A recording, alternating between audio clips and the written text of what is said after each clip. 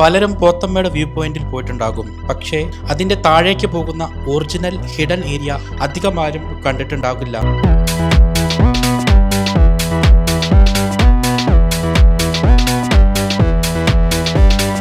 എന്താണ് പ്രത്യേകത?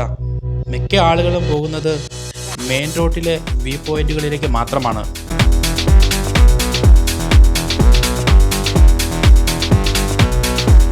വ്യൂ പോയിന്റിൽ നിന്ന് ഇടത്തേക്കൊരു റോഡുണ്ട്. ഒരു കാട്ടുവഴി, മഞ്ഞുമൂടിയ കാടിലൂടെ 25-30 മിനിറ്റോളം നടന്നു പോയി കഴിഞ്ഞാൽ വളരെ മനോഹരമായൊരു സ്ഥലമുണ്ട്.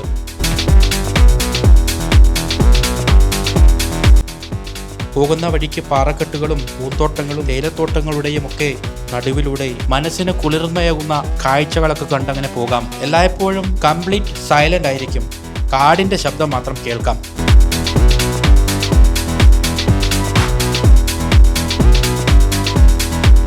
ഇൻസ്റ്റാഗ്രാമിൽ റീൽസ് ഒക്കെ ചെയ്യുന്നവർക്ക് റീൽ ഗ്രേഡ് വിഷ്വൽസ് തന്നെ ഇവിടുന്ന് ലഭിക്കും.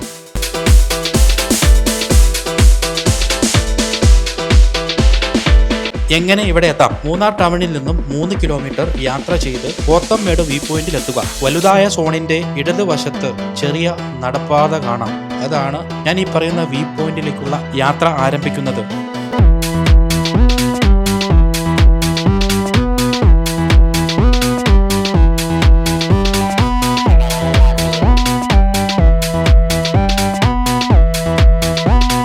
മഴക്കാലങ്ങളിൽ വലിയ തോതിലുള്ള തെന്നലൊക്കെ ഉള്ളതുകൊണ്ട് ആ സമയങ്ങളിൽ പോകാതിരിക്കുക.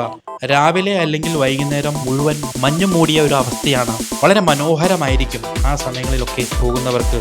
പ്രത്യേകിച്ചും ഒറ്റയ്ക്ക് പോകാതെ 2-3 പേർ കൂടി പോകുന്നത് വളരെ നല്ലതായിരിക്കും. പിന്നെ കാട്ടുപ്രാണികൾ ഉണ്ടാകുമെന്നുള്ളൊരു പേടിയൊന്നും വേണ്ട. ഇവിടെ അത്തരത്തിലുള്ള ഒരു പ്രശ്നവുമില്ല. വളരെ സേഫാണ്.